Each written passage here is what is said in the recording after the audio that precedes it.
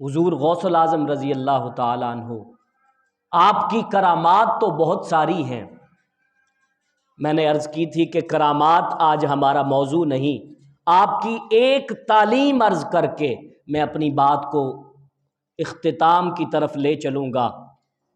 حضور غوث الاعظم آپ ایسے مبلغ تھے کہ آپ سٹیج پر کھڑے ہو کر اپنے سامعین سے فرمایا کرتے، یا موت القلوب، کہ اے مردہ دلو۔ اللہ کا ولی ایسا بے نیاز ہوتا ہے۔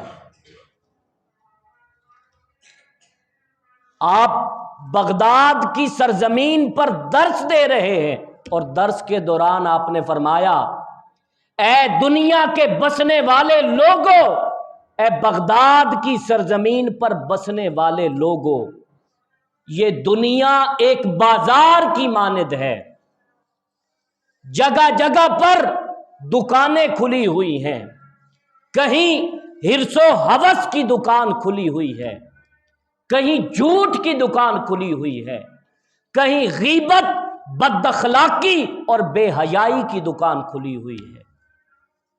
آپ نے فرمایا یہ دنیا ایک بازار کی مانند ہے اور بازار میں دکانیں کھلی ہوئی ہیں۔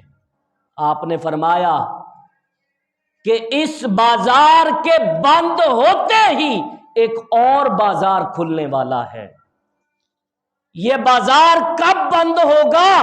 جب انسان کی آنکھیں بند ہوں گی، یہ بازار بھی بند ہو جائے گا۔ آپ فرماتے ہیں کہ اس بازار کے بند ہوتے ہی ایک اور بازار کھلنے والا ہے، اور اس بازار میں تم صرف وہی بیچ سکو گے جو اس بازار سے خرید کر گئے ہو، اور اس بازار میں خریدار صرف ایک ہے اور وہ اللہ کی ذات ہے۔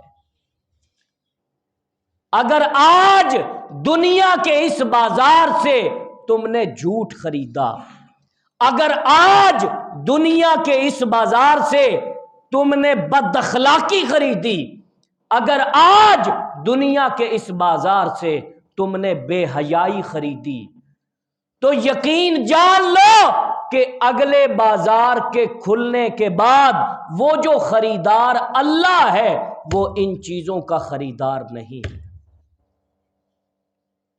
اس بازار میں بکے گا وہی جو اس دنیا کے بازار سے آپ خریداری کر کے گئے ہو۔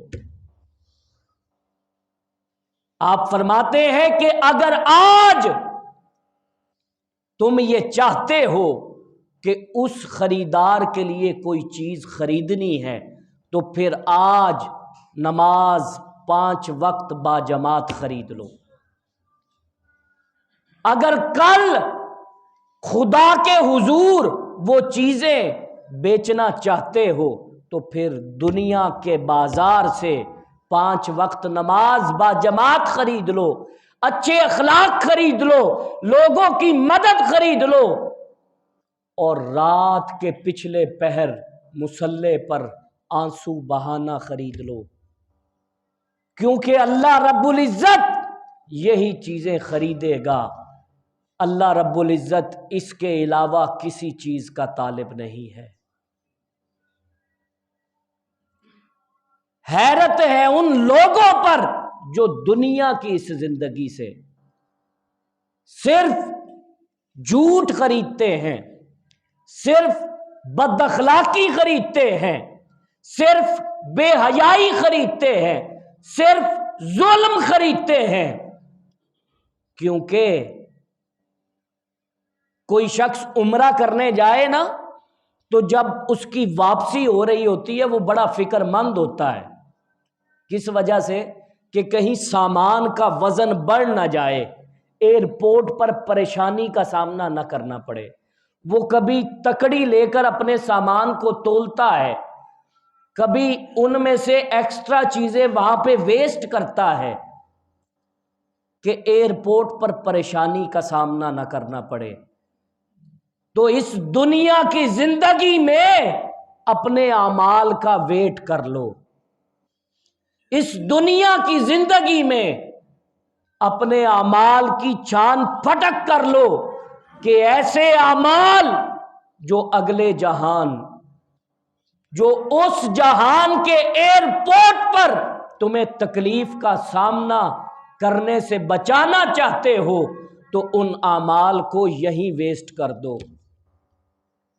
اگر کسی کے ساتھ ظلم کیا ہے اس سے معافی مانگ لو، اگر کسی کے ساتھ بد اخلاقی کی ہے اس سے معافی مانگ لو، اگر تم نماز کے تارک ہو تو نماز پڑھنے کی عادت اپنی بنا لو کہ اس بازار کے بند ہوتے ہی اگلا بازار کھل جائے گا۔